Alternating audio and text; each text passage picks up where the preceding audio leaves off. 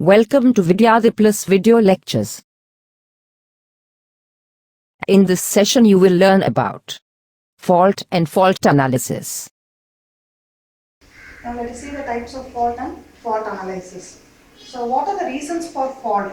So as I said already that there are two different ways of placement of components. One thing is that you can place the components internally. The other thing is you can place the component externally. Internal component main cause of failure is switching surges, outside is due to the lightning. So you can see that what are the causes for the failure is, one is due to the switching surges I have said, and the other is due to the lightning. Okay. So lightning. What are the other reasons for causes of failure is due to the insulation, mechanical failure, or it may be due to the heavy winds or falling of trees or clashing of vehicles. So these are the reasons for fault of a particular equipment, or like a tower say. So what are the reasons for the fault is, these are the causes for fault. Let us see the next one, which is the types of faults. There are two types of faults basically: symmetrical fault, unsymmetrical fault. So first let us see the symmetrical fault. From the name itself indicates symmetrical, which means that same. So for a three phase, you know that how many lines are there? R, Y, B. So neutral is different. Okay. So symmetrical, which means same. So the fault current will be same in all the three lines. So this is R, Y, B. So the current is commonly distributed between all the three phases.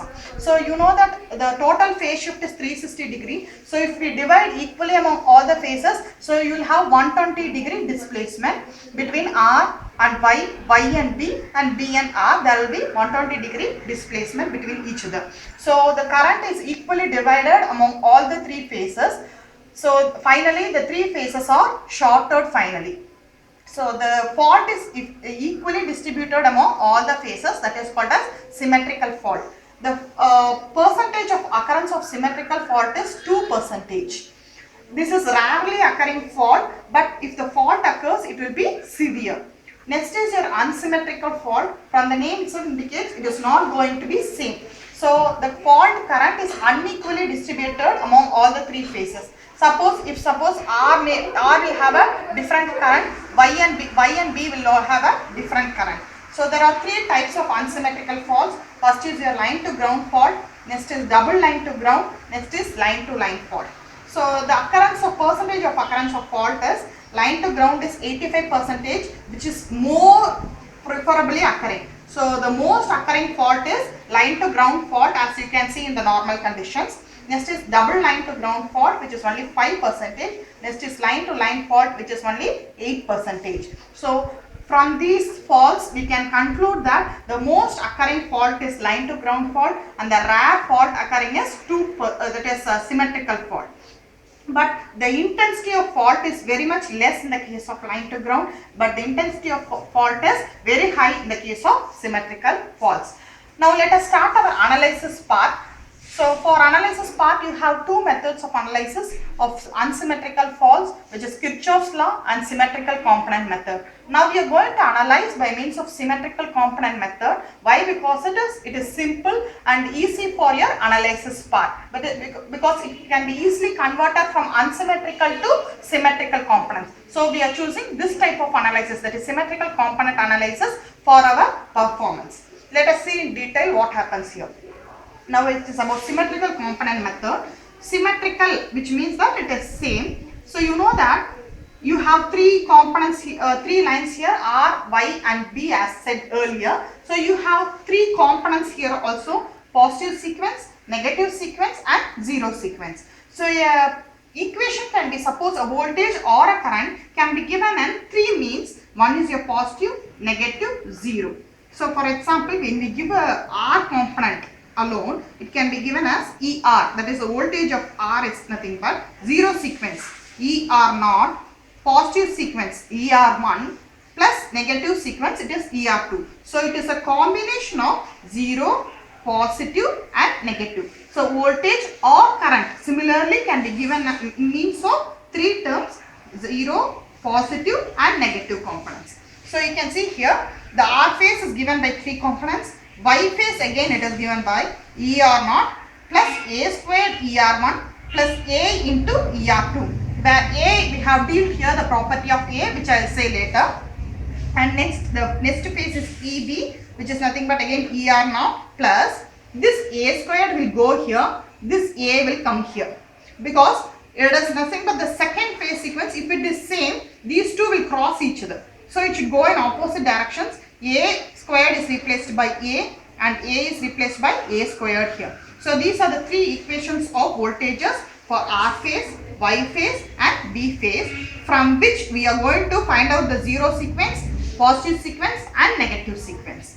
So before we go into this, let us see the property of A, where the property of A is given by A is nothing but e to the power j120, where it is given by minus 0.5 plus j 0.866, and A squared is given by, it is nothing but twice. So 120 into 2 is 240, which is nothing but this magnitude will come to the same, and here only the plus is replaced by minus here.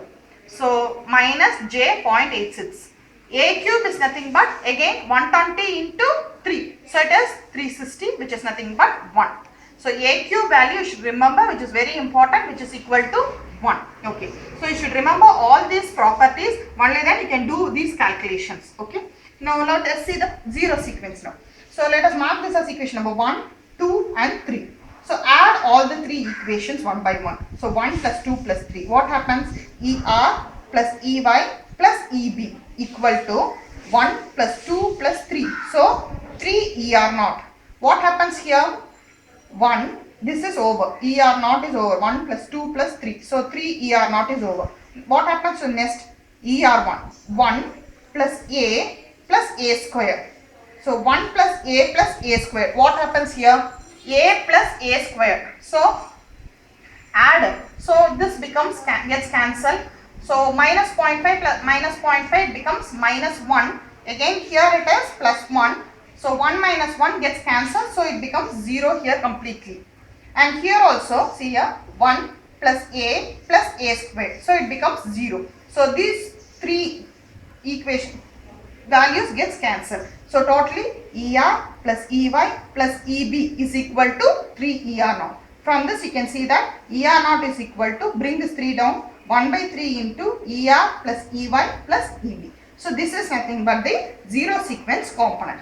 Next is your positive sequence component. Here what you are doing is, take the first equation, 1 plus 2 into A plus 3 into A square.